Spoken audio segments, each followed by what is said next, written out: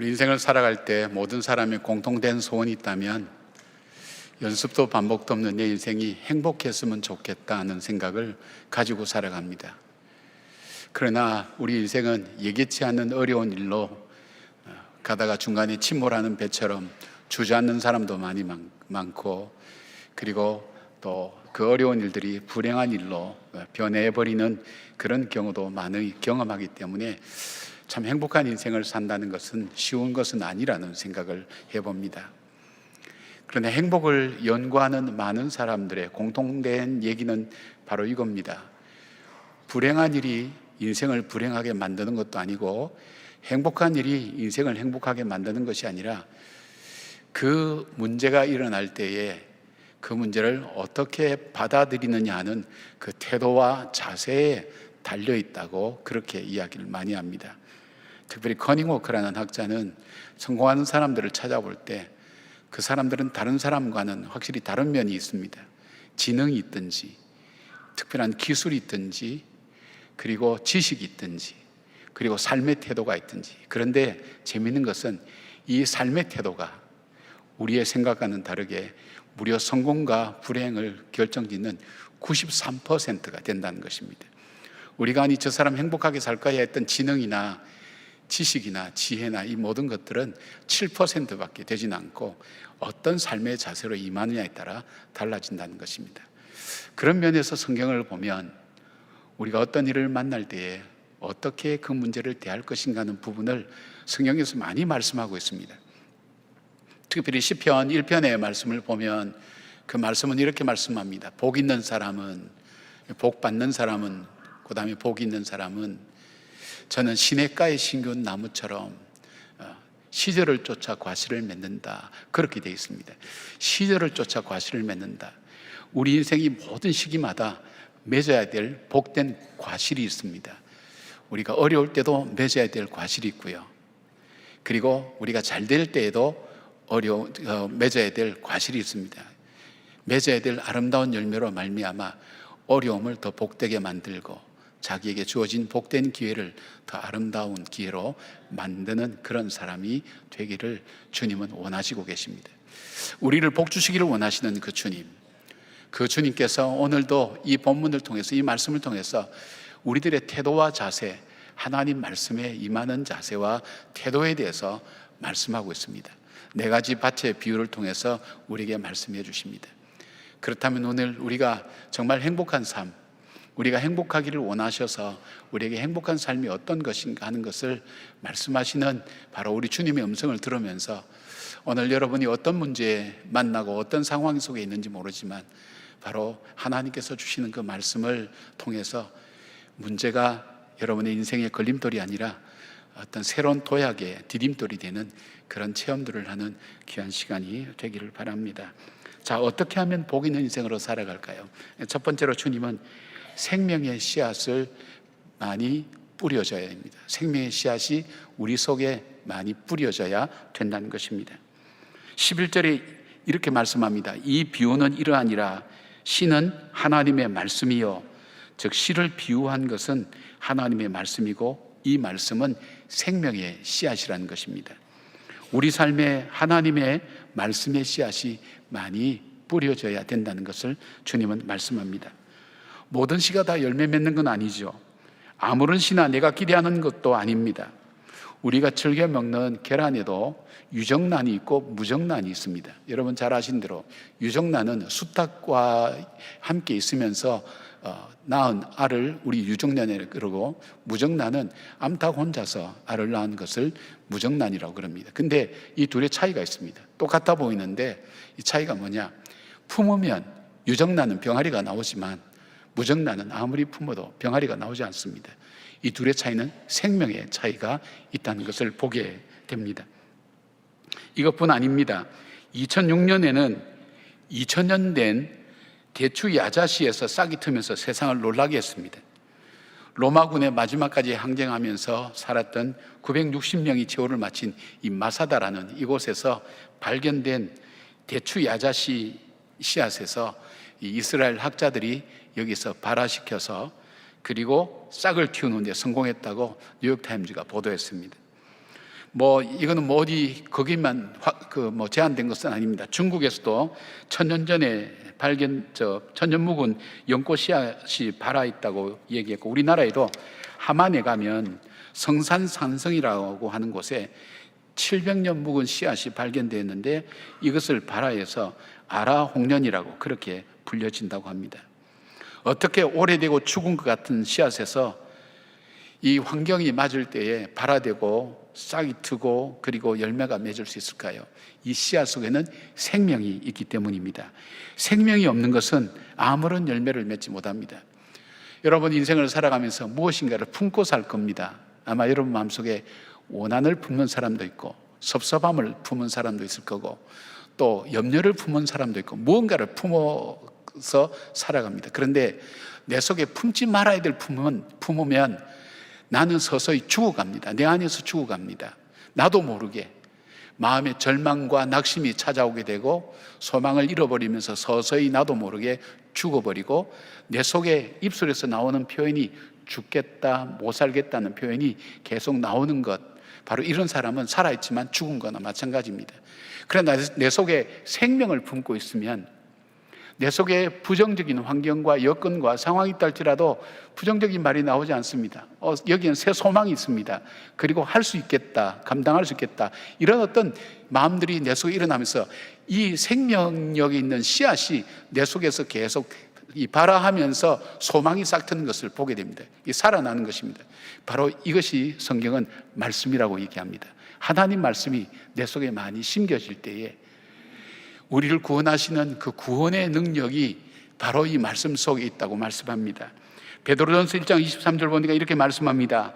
너희가 거듭난 것은 썩어질 씨로 된 것이 아니요 썩지 아니할 씨로 된 것이니 살아있고 항상 있는 하나님 말씀으로 되었느니라, 그렇게 말씀드렸습니다. 너희가 거듭난 것, 구원받은 것은 무엇으로 됐느냐? 하나님 말씀으로 되었다는 것입니다.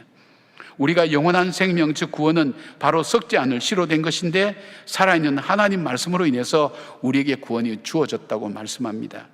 이 생명의 말씀은 우리 주님이 씨앗을 뿌리듯 많은 사람에게 뿌리시는 것입니다. 이 말씀을 받은 사람은 생명의 역사가 일어납니다. 구원의 역사가 일어납니다. 말씀으로 사람이 살아납니다. 병이 치유됩니다. 그리고 귀신들이 쫓겨갑니다. 상한 마음과 병든 마음도 회복되는 것입니다. 왜냐하면 생명이 이 말씀 속에 있기 때문입니다. 히브리서 4장 12절에는 이런 말씀이 있습니다. 하나님의 말씀은 살아있고 활력이 있어 좌우에 날선 어떤 검보다도 예리하여 혼과 영과 및 관절과 골수를 찔러 쪼개기까지 하며 또 마음의 생각과 뜻을 판단하나니 말씀합니다. 말씀에 생명이 있다는 것입니다. 그리고 에레미야 23장 29절에 보니까 나 여호와가 말하노라 내 말이 불같지 아니하냐 반석을 쳐서 부스러뜨리는 방망이 같지 아니하. 뭡니까? 말씀에 능력이 있다는 것입니다.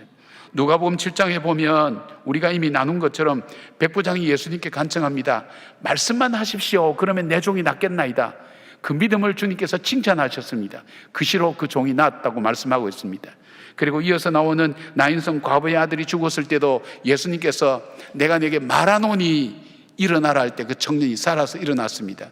말씀 속에 사람을 살리고 생명을 살리는 능력과 은혜가 나타나는 것을 봅니다.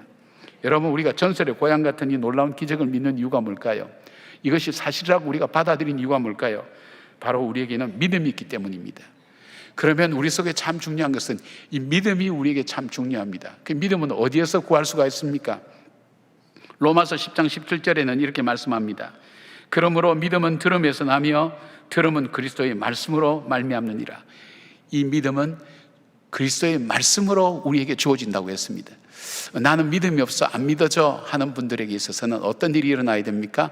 말씀이 내 안에 계속 들어있어야 됩니다. 말씀이 들어있으면 어떤 현상들이 일어날까요? 내 속에 믿어지는 믿음이 생기게 됩니다.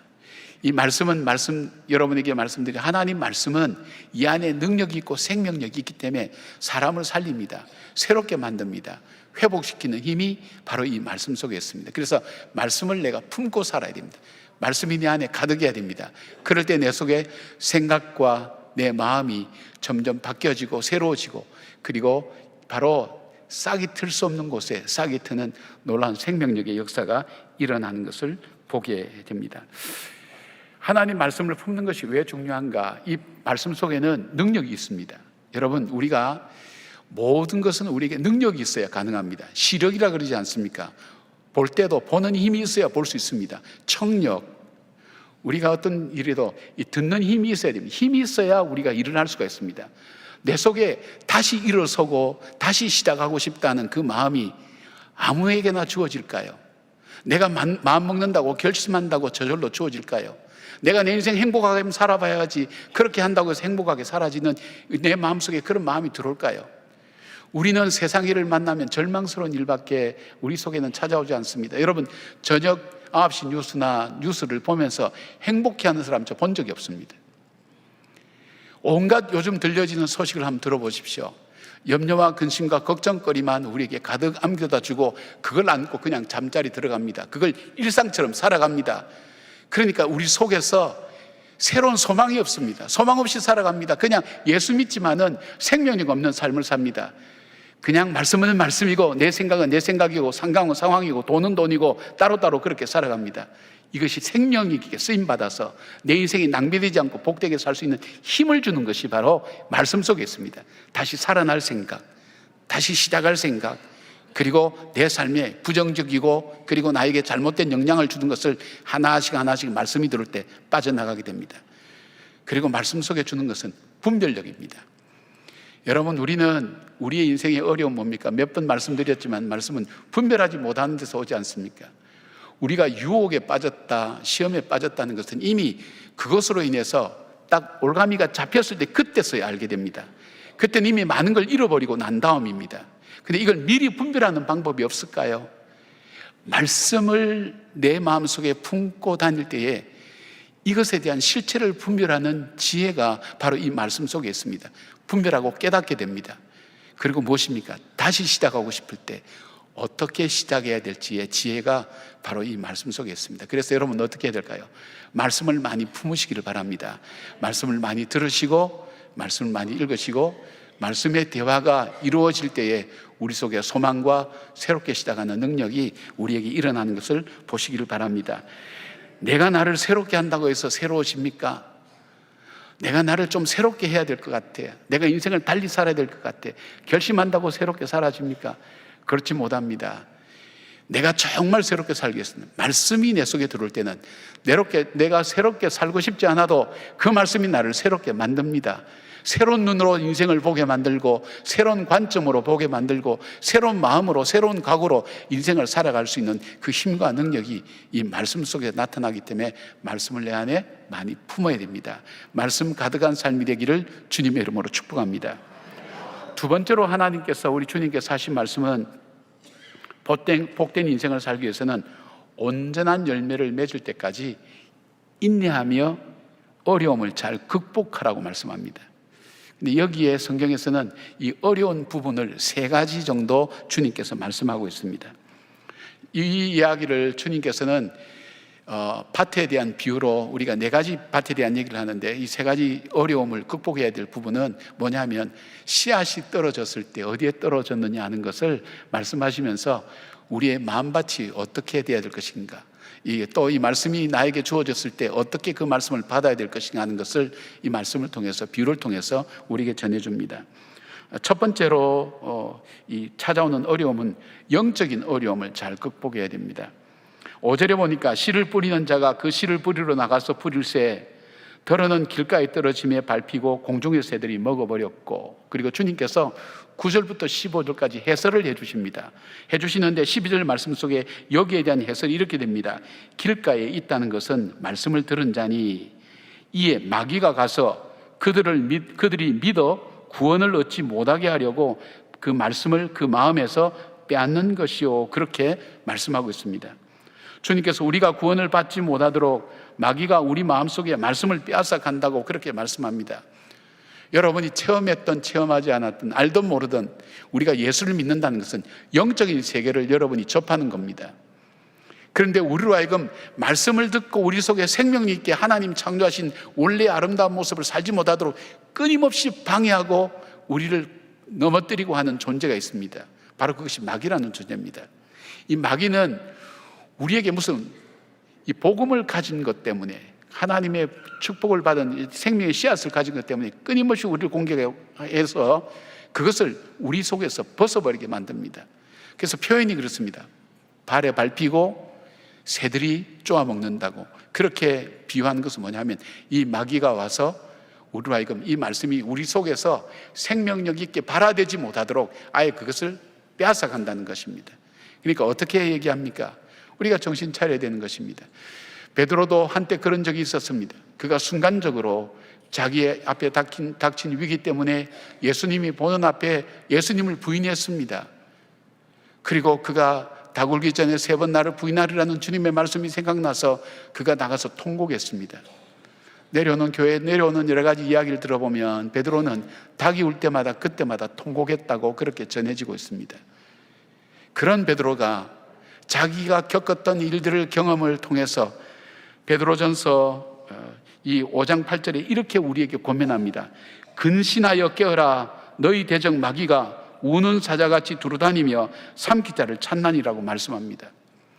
나를 못 살게 하고 복되지 못하게 만드는 그 마귀가 어떤 자세로 나에게 달라들려고 생각하는가 하면 숨어서 틈만 생기면 그 틈을 파고들어서 우리를 파멸시키기 위해서 공격해 온다는 겁니다. 그래서 근신하여 깨어 있으라고 그렇게 권면합니다. 사랑하는 여러분, 지금 주무신 분 일어나시길 바랍니다. 큰일 납니다. 우리 마귀가 우리에게 찾아올 때 어디부터 달라붙는지 아십니까? 눈꺼풀에 달라붙습니다. 왜냐? 눈을 닫으면 귀가 다치고, 귀가 다치면 마음이 다치고, 마음이 다치면 영이 다치고. 참 좋죠. 제가 방금 만든 겁니다. 그래서 졸음이 많이 온다. 설교만 시작하면 이상하게 졸음이 온다 그런 분들은 주여 이러면서 이렇게 눈꺼풀을 잡아서 한번 잡아당겨 보시기 바랍니다. 사랑하는 여러분, 우리에게 주어진 이 말씀, 내 의지와는 상관없이 사단의 공격이 있다는 것을 기억하시면서 깨어서 근신하는 것, 우리 주님 우리에게 말씀합니다. 내게 말씀을 들을 때 내가 저것은 틀렸어, 저거는 말도 안 돼, 저거를 어떻게 믿고 살지, 이런 마음으로 이렇게 계속해서 받아들이게 되면 말씀이 아무리 그 위에 떨어져도 그 말씀은 잘할 수가 없습니다. 내 삶에 아무런 영향을 줄 수가 없습니다. 아무리 복된 자리, 귀한 자리 있어도 그 말씀을 이런 자세와 태도로 받아들이면 그 말씀이 나에게 있어서 생명을 틔울 수가 없습니다. 우리에게 있는 것은 착한 마음을 가지라고 그렇게 얘기합니다. 깨어서 근신해서 이 말씀을 받아들이는 바로 그런 마음들 가지고 살아가기를 바랍니다. 두 번째는 외부의 시련을 잘 이겨내야 됩니다. 6절의 외부의 시험을 이 바위에 떨어진 씨앗이라고 그렇게 표현했는데요, 6절에 이렇게 되어 있습니다. 들어는 바위 위에 떨어짐에 싹이 났다가 습기가 없으므로 말랐고 되어 있습니다. 이것을 해설하는 13절에는 바위에 있다는 것은 말씀을 들을 때에 기쁨으로 받으나 뿌리가 없어 잠깐 믿다가 시련을 당할 때에 배반하는 자라고 그렇게 말씀합니다. 팔레스타인 지방에는 석회암이 많습니다. 그래서 땅을 조금만 파보면 그 석회암에 바위가 있는 곳이 적지 않다고 합니다. 근데 그 흙이 덮여 있으니까 이것이 바위 위에 있는지 어디에 있는지 잘 알지 못합니다. 근데 바위 위에 떨어진 씨앗은 발아합니다. 흙이 있으니까 싹이 틉니다. 그러나 이것이 조금 자랄 때에 뜨거운 햇빛이 내려 쪼이기 시작하면 수분을 흡수하지 못하기 때문에 바위니까 이 씨앗 자체 발아있지만은 메말라서 죽어버리게 된다는 것입니다. 이것은 어떤 비유로 우리가 이해할 수 있는가 하면 하나님 말씀 들을 때 이해가 됩니다. 그 말씀이 옳고 그 말씀대로 살아야 되겠다는 생각도 듭니다. 그리고 믿음으로 살려고 마음도 먹습니다. 그런데 시련과 박해가 오면 믿음은 힘을 버리고 자기의 옛날 모습으로 돌아가게 됩니다. 제가 친구 어머니한테 전도를 했어요. 어머니 교회 나가세요. 그렇게 할 때 그 어머니가 그런 얘기해요. 이분은 영적 세계를 아는 분 같아요. 교회 얘기하는 것도 알아요. 내가 예수 믿는 것 좋은데 집안에 신이 둘이면 집안이 분란이 일어나서 자녀들이 잘못될까 봐 겁이 나서 못 나간다는 거예요. 여러분 그런 분들 많이 보시죠. 집안에 뭐 신이 두 개면 서로 신끼리 싸워가지고 뭐 가족에 분란이 일어나고 자녀들이 잘못될까 봐 걱정돼서 못 나간다고. 정말 그럴까요? 정말 그 하나님의 능력, 이 양에 믿으려면 큰 신을 믿으세요. 작은 신 믿지 말고 뭐 그분들에게는 그렇게 얘기할 수밖에 없잖아요. 여러분, 옷도 살 때 큰 것은 줄여서 입을 수도 있지만 작은 것은 방법이 없잖아요. 여러분 공감을 못 하시는 모양인데, 저처럼 조금 몸무게가 나가는 사람은 얼마나 피부에 와닿는 얘기인지 모릅니다. 큰 신을 믿으라는 거예요. 하나님의 신, 하나님의 능력, 창조주 하나님을 믿는 그 믿음, 그것이 우리 속에 있어야 됩니다. 이런 분들은 어떤 일입니까? 자기가 정말 내가 예수 믿어도 왜 나에게 이런 일들이 일어나지? 내가 왜 기도하는데도 왜 응답이 잘 되지 않지? 예수 믿으면 안 되던 일들도 잘 돼야 되는데 오히려 시험도 많고 어려움도 많고, 교회 안 나가보니까 또 괜찮은 것 같아요. 그래서 신앙길에서 떠나게 됩니다. 그렇게 해서 멀어진 사람이 적지 않습니다. 하나님께서 이 부분을 우리에게 말씀해 주고 있습니다. 그런 어려움과 위기와 그런 부분이 나타날 때에 바로 바위에 던져진 그 씨앗처럼 바라는 하지만은 신앙이 자라지 못하고 중간에 포기하는 그런 신앙으로 가지 않도록 주님 말씀하는 것입니다. 세 번째는 내 마음의 시험을 이겨내야 됩니다.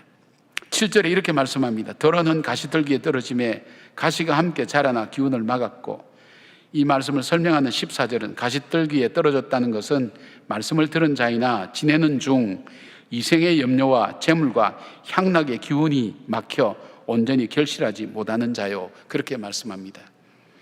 팔레스타인의 가시나무는 2m까지 자란다고 합니다.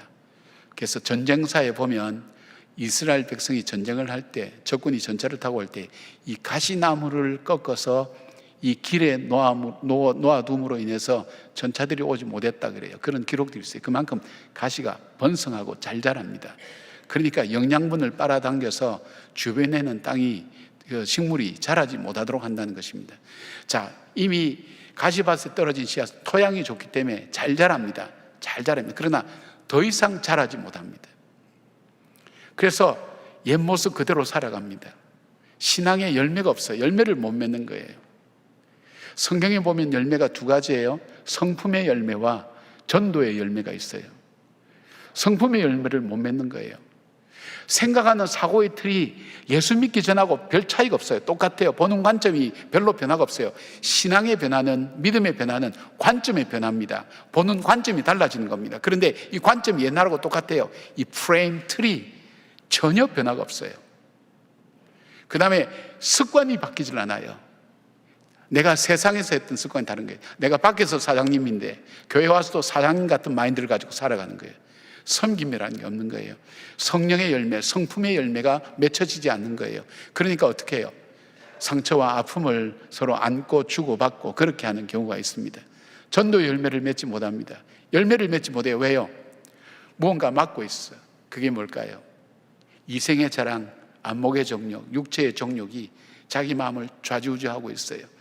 육체의 쾌락 때문에, 너무 내가 세상으로 좋아하는 일 때문에, 뭐 주일날 골프 치러 간다든지 뭐 이런 모임 있으면 그런 즐거움 때문에 신앙이 더 이상 자라지 못하고 교회 생활도 하지만은 그 이상 성장하지 못하는 그런 신앙입니다. 열매가 없습니다. 영적인 생각과 삶을 살지 못하는 겁니다. 그리고 재리에 대한 걱정, 재물에 대한 욕구, 육체적인 이 즐거움을 위해서 영적인 생각을 할 생각을 못합니다.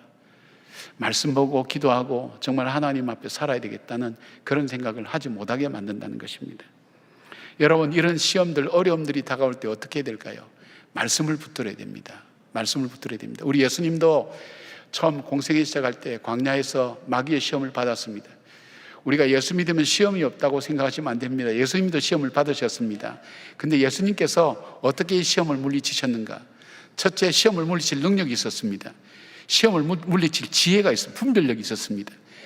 그리고 시험을 물리치는, 그리고 이 능력이, 그 힘이, 그리고 어떻게 해야 될지를 아는 지혜가 그 마음속에 있었습니다. 어떻게 했습니까? 마귀가 세 가지 시험으로 올 때에, 그 육체의 정욕, 안목의 정욕, 이생의 자랑으로 다가올 때에 어떻게 했습니까? 말씀으로 물리치셨습니다. 왜요? 말씀 속에는 사단을 대적하고 물리치는 능력이 있습니다. 말씀은 나를 이기고 세상을 이기는 능력이 있습니다. 말씀 속에는 분별력이 있습니다. 이 사단의 유혹이라는 것을 분별하는 분별이 있습니다. 그러기에 예수님 물리치셨습니다. 그러니까 이런 시험이나 어려움이 올 때 낙심이 찾아올 때 어떻게 해야 될까요? 우리가 하나님 말씀을 다시 붙들어야 됩니다. 어려움 만나면 이걸 통해서 세상으로 빠져나가는 사람이 있고, 어려움 만나면 이것 때문에 오히려 하나님 앞에 더 가까이 나오는 사람이 있습니다. 더 가까이 나오셔야 됩니다. 더 간절히 하나님 말씀 붙들고 일어나셔야 됩니다. 그 말씀이 내 속에 생명력 있는 힘을 주셔서 나로 하여금 그 어려움을 견뎌낼 수 있도록 하고, 이 견뎌내는 이 과정을 통해서 내 속에 신앙의 아름다운 열매가 맺히는 것을 보게 됩니다. 세 번째로, 복 있는 인생이 되기 위해서는 하나님께서 말씀에 열매 맺는 삶을 살아야 된다고 말씀하고 있습니다. 8절에 보니까 더러는 좋은 땅에 떨어짐에 나서 100배의 결실을 하였느니라. 이 말씀을 하시고 외치시되 들을 귀 있는 자는 들을지어다 말씀합니다. 이것을 설명하는 15절에는 좋은 땅에 있다는 것은 착하고 좋은 마음으로 말씀을 듣고 지키어 인내로 결실하는 자니라, 그렇게 말씀했습니다. 말씀을 듣고 지켜 인내한다는 게 뭘까요? 말씀을 듣고 지켜 인내한다는 것, 말씀을 듣게 되면 그 말씀을 듣고 자기 자신을 먼저 비추어 봅니다. 말씀이 빛이기 때문에 자기 자신을 비추어 봅니다. 말씀에 비추어서 자기의 삶과 자기의 행동과 자기의 생각을 다시 살펴봅니다. 그리고 자기의 지혜로 그 하나님의 전능하심을 감히 측량할 수 없다는 것을 깨닫게 됩니다. 어린아이가 그러죠. 바닷물을 이렇게 뜨는 아이가 있는데 바닷물이 이렇게 뜨면서 너 뭐하니? 바닷물을 다 떠요 하는데, 그 아이의 손에 뜨인 물은 그 손 크기만큼만 바닷물이 뜨인 거예요. 마음은 다 뜨고 싶어요. 그러나 손 크기밖에는 담기지 않아요. 여러분, 우리가 내가 다 안다고 생각하죠. 내가 많이 안다고 생각하죠. 그러나 소크라테스가 유명한 말을 했죠. 우리의 참된 지식은 뭐냐? 내가 모른다는 것을 아는 것이 참된 지식이라는 거예요.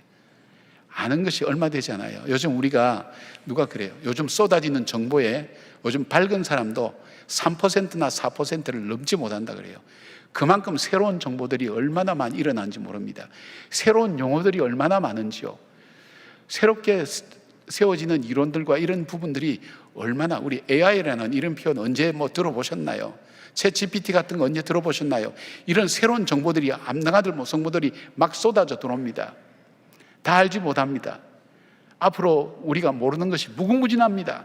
그런데 나의 이 좁은 지식 가지고 그 전능하시다 하나님을 다 안다고 이해한다고 생각하는 것이 어리석다는 것을 깨닫게 됩니다. 그래서 어떻게 됩니까? 겸손합니다.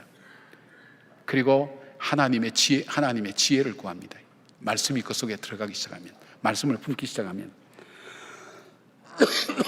그리고 어떻게 합니까?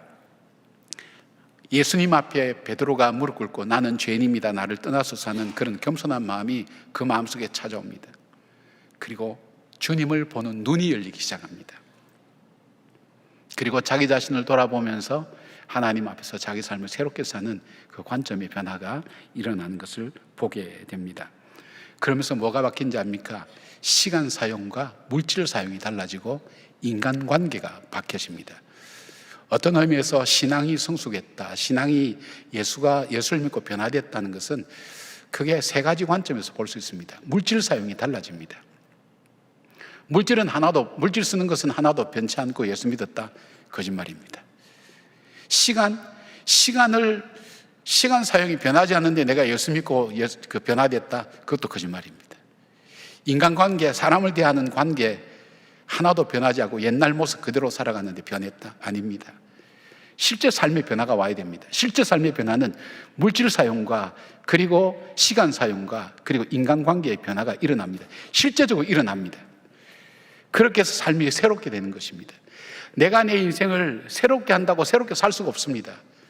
바로 말씀을 통해서 성령께서 이 마음을, 말씀을 통해서 말씀이 내 속에서 자라고 성장하고 커감에 따라서 내 삶이 그렇게 변화가 일어난다는 것입니다. 이런 변화는 한 개의 변화만 아니라 100배의 결실을 맺는다고 합니다. 100배의 결실은 뭘까요? 그로 인해서 가정이 변화되고 자기 주변이 달라지고 삶이 달라진다는 것을 말씀하고 있습니다. 지난 3월 24일 날 세례 간증하셨던 402마을 권지한 성도님의 간증을 가만히 들어보면서 이분은 정말 영적인 어떤 패턴들 있잖아요. 변화되는 패턴을 그대로 하여튼 스탠다드처럼 표준처럼 이렇게 바뀌어온 사람이에요.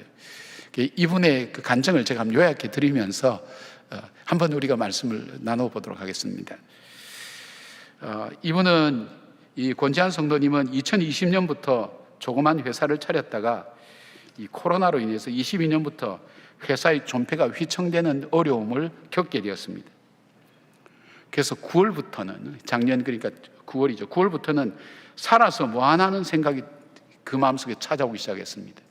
그러니까 사람이 너무 어렵고 내가 할 일은 이 세상에 아무것도 없다고 생각될 때 마음속에 자연스럽게 찾아오는 것은 살 의욕이 없어지고 어떻게 내가 죽을 것인가, 그리고 내 힘으로는 불가능하다는 그 좌절과 절망감이 찾아옵니다. 그리고 죽을 생각을 하는데 그 책임져야 되기 때문에, 가족들에 대한 책임을 져야 되기 때문에 내가 생명보험을 들어놓고 죽어야 되겠다는 생각을 구체적으로 하고 죽을 시간만 기다리고 있었던 중에 10월달, 바로 10월달에 아내를 통해서 교회에 오게 되었습니다. 아내를 통해서 교회를 와서 이렇게 보니까 목사님 설교를 들을 때 내가 알던 그런 어떤 교회나 예수가 아니구나 하는 것을 조금 의아스럽게 생각했습니다. 왜냐하면 본인이 죽을 각오를 하고 죽겠다고 좌절하고 절망했기 때문에 대체 무슨 말을 하나 아마 유심히 들었을 거라고 생각합니다. 그게 말씀이 열려진 거죠. 그 마음속에 말씀을 받아들인 거죠. 전에는 뭐 저런 거 하고 다니냐 이렇게 생각했지만 지금은 뭐든지 지금 받아들여야 되니까 이렇게 열어놓으니까 말씀이 들어올 때 내가 생각했던 교회가 아니네, 내가 생각했던 예수가 아니네. 그리고 2번, 3번 들으면서 그것이 말씀이 자기 속에 들어와서 점점 이렇게 성장하게 되면서 그분 표현은 자신이 한심함을 느꼈다 그랬는데, 이게 뭐냐면 말씀의 빛을 통해서 자기를 비춰보는 거예요. 그러면서 세상에 흙먼지보다도 못한 자신이 하나님을, 예수님을 평가했다는 것이 얼마나 어리석은 것인가 하는 것을 생각하게 되었고, 예수님이 참 위대하다는 생각을 그 마음속에 들어가게 됐어요. 이게 이 생각을 먹으려고 해서 먹어지는 거 아니에요. 말씀이 들어갈 때 말씀의 역사가 속에서 역사하고 움직이는 거예요. 마음을 바꾸는 거예요. 그리고 아내와 함께 정말 예배다운 예배를 드려보고 싶다는 마음이 찾아오기 시작하는 거예요. 새로운, 전혀 상상하지 못한 생각과 마음의 소원이 그 마음속에 찾아온 거예요. 그리고 그때가 뭐 우리가 순환절 시작되고 사순절 시작되니까 예수님의 죽음에 대해서 우리가 많이 생각했죠. 그러면서 이분이 이렇게 얘기했어요. 인간을 위해서 죽음을 선택하신 예수님의 순환을 보면서 내가 이렇게 금전적인 어려움으로 죽음을 생각하는 것이 아니라 다시 일어날 생각을 해야겠다는 결심을 하게 됐습니다. 자기 지금 형편이 나아진 건 아니에요. 그런데 말씀이 들어오니까 다시 일어서야 되겠다는 생각이 그 말씀을 통해서 자기 마음속에 찾아오게 된 거예요. 지난 57년간 잘못된 삶을 살았던 것에 대해서 회개하고 교회와 예수님을 생각하고 자신을 교회에 불러준 아내에 대해서 고마운 생각이 들어가기 시작했어요. 전혀 다른 엉뚱한 생각이 들어가기 시작했죠. 이전에 예상하지 못했던 것. 그리고 재미있는 이 여담도 나눴다 그래요. 아내가 젊었을 때 교회에 불러줬으면 좋지 않았겠나, 자기가 젊었을 때 불러줬으면 좋지 않았겠나, 그런 농담도 했습니다. 그리고 그분 표현이 이겁니다. 하나님께서 저를 불러주신 것은, 이제라도 불러주신 것은 내 말대로 살아갈 기회를 줄 테니 이제라도 내 말대로 살아라 하고 기회를 주신 거라고 생각한다고 그렇게 고백했습니다. 직원 중에 힘든 사람이 있습니다. 그 사람에게 교회 가라고 고면하고 신앙생활 후에 이 사장님이 바뀌니까 직장 분위기가 바뀌는 거예요. 그리고 서서히 회사 분위기도 좋아지고 계약이 새로 들어오면서 회사도 살아남는 모습을 그가 경험하게 됩니다. 계약을 하면서도 계약하는 분들과 예수님 믿을 걸 권합니다. 주님 믿고 기분이 좋아지고 삶이 변하면 당신도 변하게 될 거라고 얘기하는 용기를 갖게 됩니다. 그리고 이분의 마지막 결론은 그겁니다. 전의 삶은 무의미한 삶이었고 지금은 행복한 삶입니다. 금전이 아니라 마음이 행복한 삶이 진정한 행복이고 주님께 평안을 받아서 하나님께 기도하며 말씀을 따라 변화된 삶을 살고 십자가의 길을 걸어가기 위해서 최선을 다하겠다, 그렇게 결론을 내리고 있습니다. 이분의 그 간증을 보면 이분이 무슨 기획하거나 어떤 작가의 정신을 가지고 이걸 기록하는 게 아니라 자기 마음과 삶의 변화를 그대로 적었는데, 말씀이 들어가서 어떻게 움직이고 역사하는가 하는 것을 잘 보여준 간증입니다. 사랑하는 여러분, 이분만의 말씀은 아닙니다. 이 말씀은 나의 말씀입니다. 내 속에 변화가 없다는 것은 여러분 속에 가시가 덮여있던, 아니면 바위 위에 던져졌던, 여러분이 돌밭처럼 딱딱하게 굳어져 있던 무엇인가 하나 있다는 거예요. 말씀을 씨 뿌리는 농부에게 문제가 있는 것이 아니라 그것을 받아들이는 밭에 문제가 있다는 것, 바로 내 자신의 삶 속에 있다는 것. 하나님 말씀을 들을 때 나는 어떤 자세와 어떤 태도로 듣는가, 이 말씀을 품는 것이 참 중요합니다. 품는다는 것, 그 말씀에 비추어서 나를 생각해 봅니다. 이 말씀을 묵상합니다. 그리고 이 말씀을 따라서 주님께서 열어주시는 분별력, 내가 정말 지금 필요한 것이 무엇인가, 내가 무엇이 나에게 필요한가. 내가 당장 눈으로 볼 땐 돈이 필요한데, 건강이 필요한데, 내가 당장 필요한 것이 있는데, 그런데 하나님께서 나에게 열어주신 것은 정말 내게 필요한 것은 이것이라고 말씀해 주시는 그 깨달음을 얻게 됩니다. 그리고 그 말씀을 따라서 주님께서 보여지기 시작합니다. 그리고 그 말씀을 따라서 한 걸음 한 걸음 자기 삶을 구체적으로 바꾸게 됩니다. 인간관계가 달라집니다. 회사가 밝아지고 새로워집니다. 그리고 시간 사용과 물질 사용이 바뀌어지고 하나님을 향한 마음이 달라지면서 이제는 주님을 위해서 살겠다고 그렇게 결단했던 기억이 이 말씀을 들으면서 제가 그때 기억에 남았던 것입니다. 사랑하는 여러분, 여러분 중에는 다시 시작했으면 좋겠다고 생각하는 분들이 있을 거라고 생각합니다. 내가 원했던 가정이 아니야. 나는 가정을 시작하면 내 가정을 시작만 할 수 있다면 다시 시작하고 싶어. 내 아내와 내 남편과의 관계가 이 관계는 아니야. 내가 원했던 관계는 아니야. 나는 정말 다시 시작하고 싶어. 내가 원했던 인생은 이게 아니었는데 나도 모르게 내 인생은 이렇게 바뀌었고 내가 원치 않은 곳에 내 모습이 집이 있는 것, 내가 시작할 수 있으면 다시 시작했으면 좋겠다는 생각을 갖고 있는 분들이 참 많을 겁니다. 제가 이제 부모에 가거나 하면 가끔 그런 질문합니다. 만약 하나님께서 1분의 시간을 드리고 여러분 1분 동안 하나님께서 전지한 전능한 권능을 1분 동안 드릴 때에 뭐든지 바꿀 수 있고 새롭게 할 수 있다면 그대로 살겠다는 분이 있으면 손들어 보세요. 물어보면 그대로 손드는 사람이 가끔 있어요. 근데 그분은 자다가 무슨 얘기인지 못 알아듣고 손든 사람 외에는 별로 없어요. 심지어는 아이들한테 물어봤더니 아이들은 부모도 바꾸고 싶다고 그렇게 얘기해요. 여러분 조심하십시오. 여러분 자녀들이 부모도 옆집 부모하고 비교하면서 바꿨으면 좋겠다 생각하는 아이들이 있다는 것. 여러분은 그런 마음 안 들어가요? 아니 전현무 자식은 옆에 있는 저 집사님 아이하고 좀 바꿨으면 좋겠다, 저 아이가 우리 아이 됐으면 좋겠다 생각해 본 적 없나요?